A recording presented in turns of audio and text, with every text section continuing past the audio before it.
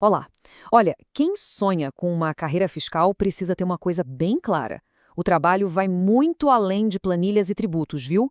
Dominar os crimes contra a administração pública não é um diferencial, é uma necessidade absoluta. Então, nesta nossa análise, a gente vai destrinchar os pontos mais importantes que todo futuro auditor fiscal precisa saber para exercer a função com segurança e, claro, com integridade. Essa citação coloca tudo em perspectiva, não é mesmo? O trabalho de um auditor fiscal vai muito, mas muito além dos números. Uma única assinatura pode ser o ponto de partida para uma investigação criminal inteira. A caneta de quem audita tem um poder imenso, e é exatamente por isso que entender as implicações penais dessa função é absolutamente fundamental. Vamos começar entendendo o gatilho da ação penal. Como é que o trabalho de um auditor fiscal consegue acionar essa máquina complexa da justiça criminal? O caminho é mais direto do que muita gente imagina, e compreender esse fluxo é o primeiro passo para dominar a futura função. Tudo começa lá na investigação fiscal. Quando o auditor encontra indícios de fraude e de sonegação, ele vai lá e lavra um auto de infração. Só que o processo não acaba aí, de jeito nenhum. Esse documento, que é crucial, é encaminhado para o Ministério Público, que é o titular da ação penal. Ou seja, é a análise técnica do auditor que dá o empurrão inicial para todo o processo criminal. Agora, vamos analisar esses crimes sob duas óticas, tá bom? Vamos começar pelos crimes cometidos por particulares contra a administração. É bem aqui que o auditor fiscal atua na linha de frente, identificando aquelas tentativas de corromper o sistema. E aqui a gente tem uma confusão clássica de prova: corrupção ativa versus passiva.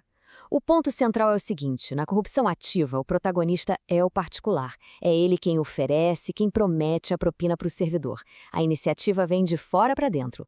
Já na passiva, o movimento é o contrário. É o servidor público quem solicita, quem recebe ou aceita a promessa de vantagem. A ação nasce, então, dentro da administração. Outra dupla que sempre dá dor de cabeça: descaminho e contrabando. Mas a diferença é simples e é vital.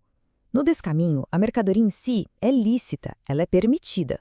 O crime aqui é fraudar o pagamento do imposto, sabe? É um crime essencialmente tributário. Já no contrabando, o problema não é o imposto, mas a própria mercadoria, que é proibida. Pense em armas, drogas. A natureza do bem é que vai definir o crime. Certo. Agora vamos virar a moeda e olhar para dentro de casa: os crimes cometidos pelos próprios agentes públicos.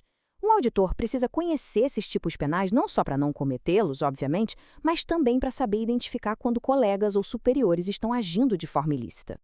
A lista é bem grande, mas alguns desses crimes são, digamos, figurinhas carimbadas em concursos.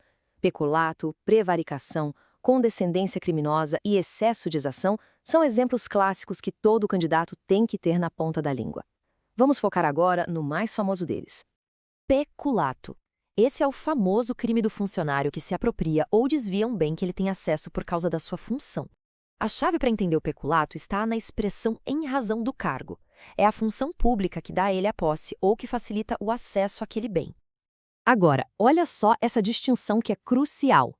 No peculato apropriação, o servidor já tem a posse legítima do bem. Pensa no gestor que simplesmente leva o notebook da repartição para casa como se fosse dele. Já no peculato furto, ele não tem a posse direta, mas ele usa as facilidades do cargo para subtrair o bem. Tipo usar uma chave mestra para entrar no almoxarifado e pegar um computador novinho. Bom, já vimos os crimes. Mas para entender de verdade o direito penal, a gente precisa conhecer os princípios que regem tudo isso. Pensa neles como as regras do jogo, sabe? É a base sobre a qual toda punição se sustenta. E a primeira grande regra é esta: o fato típico. Para uma conduta ser considerada crime, ela precisa se encaixar como uma luva na descrição que a lei penal faz. Se a lei diz matar alguém e a pessoa só feriu, não tem crime de homicídio. Essa correspondência exata entre o que aconteceu e o que a lei descreve é o que a gente chama de tipicidade. Isso nos leva direto ao princípio mais fundamental de todos: a legalidade. Essa é a garantia máxima de qualquer cidadão. Ninguém pode ser punido por algo que não estava definido como crime antes da pessoa praticar a ação. A regra tem que ser clara e tem que existir antes, simples assim. Essa é uma pergunta clássica e um tópico quentíssimo em provas. A lei penal não é estática, ela muda com o tempo. Então, o que acontece se alguém comete um crime sobre uma lei antiga, mas vai ser julgado quando já existe uma lei nova em vigor? A resposta é uma regra de ouro do direito penal. A lei penal só retroage se for para beneficiar o réu. Se uma lei nova é mais dura, ela só vale para os crimes cometidos depois que ela começou a valer. Agora, se a nova lei for mais branda, aí sim ela beneficia todo mundo, inclusive quem já foi condenado. Outro pilar essencial, o princípio da culpabilidade. No direito penal, não basta só causar um resultado. O Estado precisa provar o elemento subjetivo. A pessoa agiu com dolo, ou seja, com intenção de fazer aquilo, ou agiu com culpa, por negligência, por imprudência. Sem a prova de um desses dois, não há crime. A responsabilidade penal é sempre subjetiva. Certo. Já cobrimos bastante coisa. Agora vamos para o que mais interessa. O que é absolutamente preciso levar para a prova. Vamos direto aos pontos-chave. Essa tabela aqui é um guia rápido, um mapa mental. Corrupção ativa é crime de particular que oferece.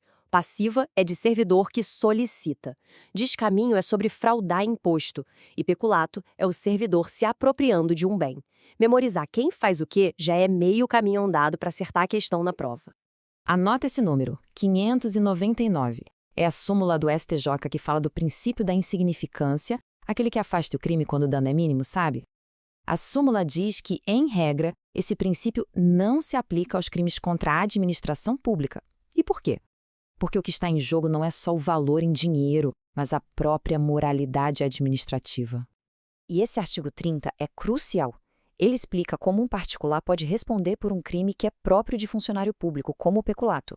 Se o particular sabe que está ajudando um servidor a cometer o crime, a condição de servidor público, que é uma característica essencial do crime, se comunica a ele também. Ele responde junto. E um ponto que derruba muita gente. Corrupção ativa e passiva são crimes autônomos, independentes. Se um particular oferece a propina e o servidor recusa, o particular já cometeu corrupção ativa. Se um servidor pede a propina e o particular não paga, o servidor já cometeu corrupção passiva. A consumação de um não depende do sucesso do outro. Uma dica rápida sobre o crime de desacato. Para que ele se configure, a ofensa ao funcionário no exercício da função tem que ser feita na presença dele. Agora, a presença de outras pessoas, de testemunhas, isso não é um requisito do tipo penal. Fica a dica. E para fechar os pontos técnicos, o tempo do crime. O nosso Código Penal adota a teoria da atividade. Isso significa que o crime é considerado praticado no momento da conduta, da ação ou da omissão, não importa quando o resultado aconteceu. Isso é fundamental para saber qual lei se deve aplicar, por exemplo. E, para terminar, fica esta reflexão. Todo esse conhecimento não serve só para passar numa prova. Ele define o tipo de profissional que está se formando. A caneta de um auditor fiscal tem um poder imenso. O de proteger o dinheiro público e o de iniciar uma ação penal. A questão que realmente importa é como esse poder vai ser usado.